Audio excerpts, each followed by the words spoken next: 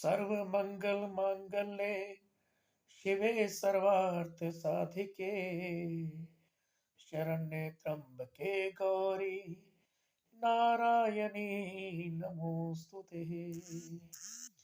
नमस्कार दोस्तों, जैसा कि आप सभी जानते हो कि दीपावली का पर्व हमारे भारतवर्ष में बड़ी ही श्रद्धा और प्रेम भाव से मनाया जाता है। दीपावली का पर्व कार्तिक मास की अमावस्या को, जो कि इस वर्ष 4 नवंबर 2021 दिन गुरुवार को है। इस दिन सभी मनुष्य अपने घर में सुख शांति की वृद्धि के लिए, रोग दोष कष्ट पीड़ा को का निवारण करने के लिए, धन धान्य को बढ़ाने के लिए, संतान की उत्पत्ति के लिए और घर में मां लक्ष्मी की अपार कृपा हो, ऐसा जानकर अपने घर में बड़ी ही प्रेम भाव से श्रद्धा के साथ गणेश जी और मां लक्ष्मी की पूजा करते हैं। तो दोस्तों, मैं आपको ये बताना चाहता हूं कि इस पूजा का जो शुभ मुहूर्त है वह कब है। वैसे तो अमावस्या सारा दिन रहेगी, आप किसी भी समय पूजा कर सकते हैं, लेकिन घर में पूजा करने के लिए स्थिर लगन का होना बहुत जरूरी है। क्योंकि स्थिर लगन में अगर आप पूजा करते हैं तो आपके घर में मां लक्ष्मी स्थिर होकर वहीं विराजमान हो जाएंगी। भाव कि आपके घर में मां लक्ष्मी की कृपा बनी रहेगी। और अगर आप चर लगन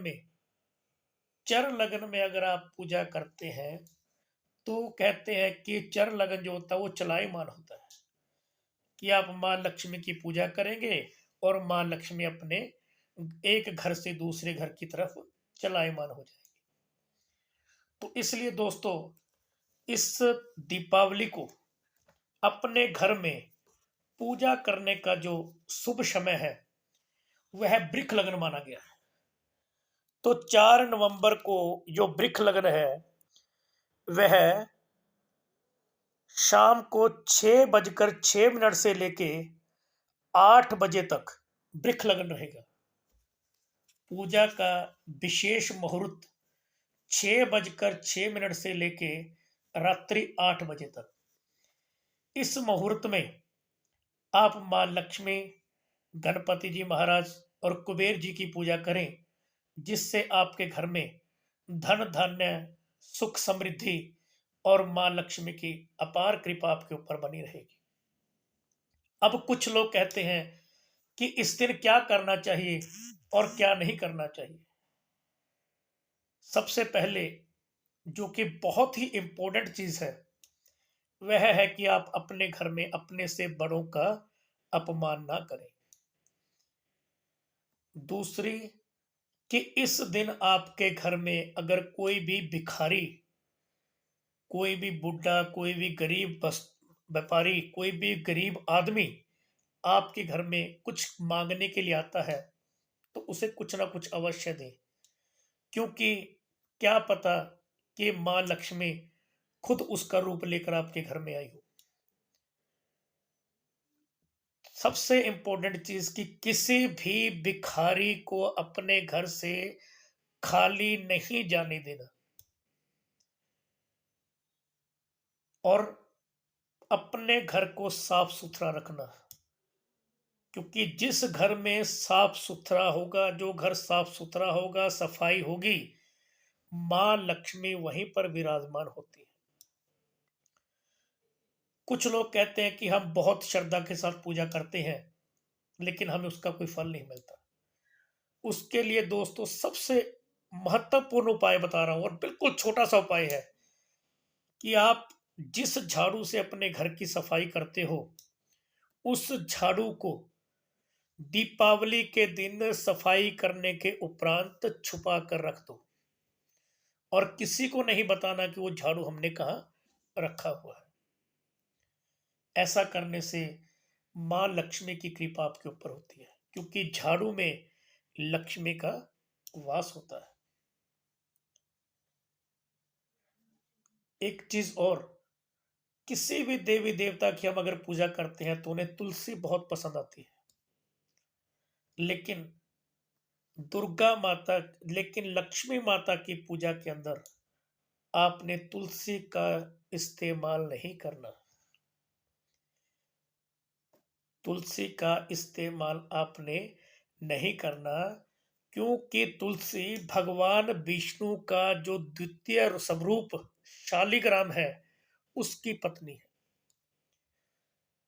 तो इसलिए लक्ष्मी माता की मूर्ति की पूजा करते समय आपने तुलसी का प्रयोग नहीं करना। और एक चीज और, जब भी आप कहते हैं कि कोई मूर्ति खरीदते हैं हम, तो उस मूर्ति को सोना चांदी तांबा पित्तल अष्ट धातु की खरीदें, मिट्टी की ना खरीदें, क्योंकि ये मूर्तियां कभी खंडित नहीं होती। और मिट्टी की मूर्ति अगर खंडित हो जाए तो आपके घर में हमेशा कलह क्लेश बना रहेगा। इसलिए दोस्तों, जब भी कोई मूर्ति खरीदनी है तो किसी धातु की मूर्ति खरीदें जो कि खंडित नहीं होगी। और कभी लोग कहते हैं कि कौन सी मूर्ति खरीदनी चाहिए। जिस तरह मैंने आपको बताया कि मां लक्ष्मी की पूजा स्थिर लगन में होती है, उसी प्रकार मां लक्ष्मी की मूर्ति जो विराजमान हो, स्थिर हो, वही मूर्ति खरीदनी चाहिए। और जिनके हाथ से धन की वर्षा हो रही, कभी भी खड़ी हुई मूर्ति लक्ष्मी जी की घर में लाकर पूजा नहीं करनी चाहिए। लक्ष्मी जी की पूजा करते करते हम गणेश जी भगवान को भूल जाते हैं। उसमें भी विशेष रूप से ध्यान रखना होता है कि गणेश जी की कौन सी मूर्ति लें कि जिससे हमारे घर में सुख शांति की वृद्धि हो।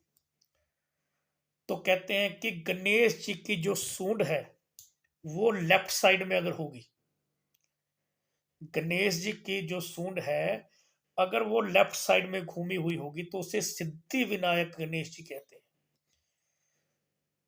इसलिए लक्ष्मी माता की मूर्ति के साथ साथ गणेश जी की मूर्ति का भी विशेष ध्यान रखना चाहिए। और अगर दोनों मूर्तियां इकट्ठी ज्वाइंट होकर हमें मिले तो उसका प्रभाव, उसका फल और भी सुखदायी होता है, जिससे कि आपके घर में गणेश जी और लक्ष्मी जी की अपार कृपा बनी रहेगी। और गणेश जी और लक्ष्मी जी की पूजा करते समय कमल गट्टा, गणेश जी और लक्ष्मी जी की पूजा करते समय कमल गट्टा का प्रयोग सबसे उत्तम और फलदायी माना गया है। इसलिए दोस्तों, बड़ी ही श्रद्धा के साथ भावपूर्ण अपने पूरे तन मन से मां लक्ष्मी जी की पूजा करें और इस त्योहार को सुख शांति और भाईचारे के साथ मिलजुल कर मिलाएं, जिससे कि आपके परिवार में जो खुशियां आए वो खुशियां आप दूसरों के साथ साझा करें, जिससे कि ये त्योहार आपका बहुत ही सुखदाई और प्रेम भाव से संपूर्ण होगा। नमस्कार दोस्तों।